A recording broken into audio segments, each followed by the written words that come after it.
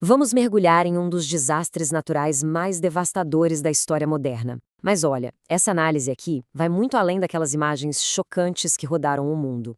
A gente vai descobrir a história que não foi contada. A de como a perda de centenas de milhares de vidas poderia em grande parte ter sido evitada. Tudo começa aqui, nessa data, um dia depois do Natal.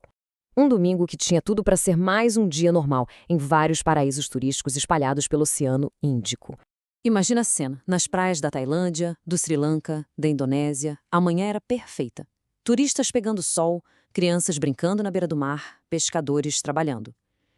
Ninguém, absolutamente ninguém, podia imaginar que bem ali, debaixo daquela superfície tranquila, uma força absurda já estava se movendo.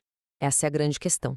E a gente vai fundo para entender não só o que aconteceu, mas por que aquela manhã se tornou tão letal.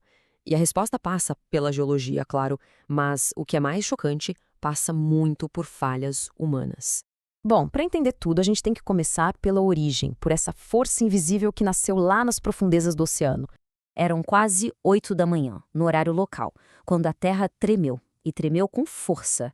O epicentro foi ali, na costa de Sumatra, uma das áreas tectonicamente mais ativas do planeta, onde a tensão entre as placas vai se acumulando por anos, até que um dia ela se solta.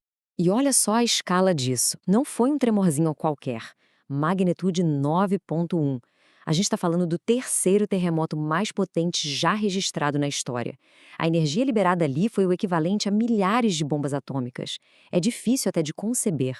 Essa energia toda fez com que uma parte gigantesca do fundo do mar, uma área do tamanho da Califórnia, subisse de repente.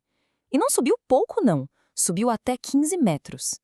Esse movimento brusco levantou um volume de água que é simplesmente inimaginável. E aí o resultado é este número aqui. As ondas que se formaram começaram a viajar pelo oceano na velocidade de um avião a jato a 800 km por hora. E o mais assustador é que em alto mar elas eram quase invisíveis. Uma ameaça silenciosa, veloz, se aproximando de várias costas ao mesmo tempo. Agora a gente sai do fundo do oceano e vai para as praias. É o momento em que aquela ameaça invisível começa a dar os primeiros sinais. Sinais estranhos e depois aterrorizantes.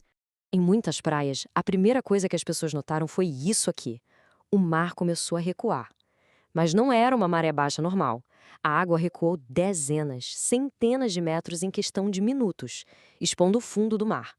Para muita gente foi um espetáculo. As pessoas foram para essa nova faixa de areia catar conchas, ver os peixes, sem saber que aquele era o pior sinal de todos. Só que teve uma exceção. Uma história inacreditável. A de Tilly Smith, uma menina britânica de 10 anos de férias na Tailândia. 2 semanas antes da viagem, ela teve uma aula de geografia sobre tsunamis. E ela reconheceu o sinal na hora. Ela entrou em pânico e gritou para a família: "A gente precisa sair da praia! Um tsunami está vindo!" E o mais incrível é que os pais acreditaram nela.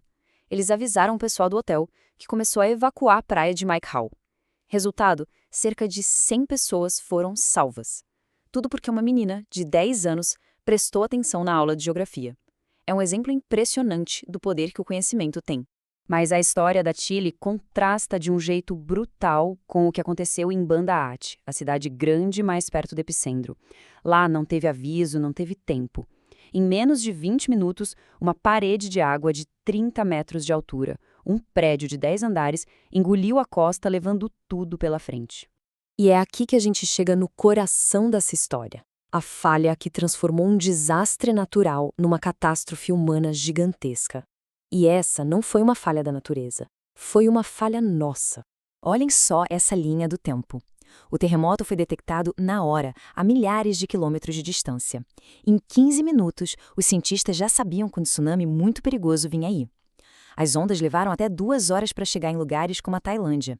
Existia uma janela de tempo, uma janela preciosa para salvar milhares de vidas. E aqui está o ponto crucial. A tecnologia para alertar sobre tsunami já existia e funcionava muito bem. O Oceano Pacífico, por exemplo, tinha um sistema desses há décadas. Mas o Oceano Índico, onde estão alguns dos países mais populosos e vulneráveis do mundo, não tinha absolutamente nada. Ninguém nunca tinha parado para pensar nisso como uma prioridade. E essa é a parte mais trágica. O centro de alerta lá no Havaí viu o perigo e tentou avisar. Eles ligaram, mandaram faxes. Só que não existia um plano, não existia uma cadeia de comando para receber essa informação e passar para frente nos países ameaçados. O alerta foi dado, mas ele se perdeu no caminho. A informação existia, mas a conexão não. E agora, a gente vai ver as consequências dessa desconexão e a lição amarga que o mundo foi forçado a aprender. O custo daquela falha está nesse número. Quase 230 mil mortos ou desaparecidos. Um número que mostra de forma brutal o preço da falta de preparo. A perda foi global. Tinha gente da Europa de férias, comunidades inteiras na Ásia, vilarejos de pescadores que perderam não só suas casas, mas todos os seus barcos, uma geração inteira de homens. Foi uma ferida que marcou dezenas de nações para sempre. Depois da tragédia, a reação veio. Nos anos seguintes, finalmente instalaram as boias, os sensores, os sistemas de comunicação que não existiam em 2004. Mas isso veio tarde demais para quase 1/4 de milhão de pessoas. E isso nos leva à grande conclusão. Esse desastre não foi só um ato de Deus ou um azar da natureza. Foi o resultado direto de uma falha humana. Uma falha de planejamento, de investimento, de vontade política. A tecnologia para salvar vidas estava lá. O que faltou foi a decisão de usá-la. Fica essa reflexão final, né? Grandes desastres raramente são só acidentes. Quase sempre eles são o encontro de um fenômeno natural com uma vulnerabilidade que a gente criou ou que a gente ignorou. E essa foi a lição que o tsunami de 2004 ensinou ao mundo da forma mais trágica possível.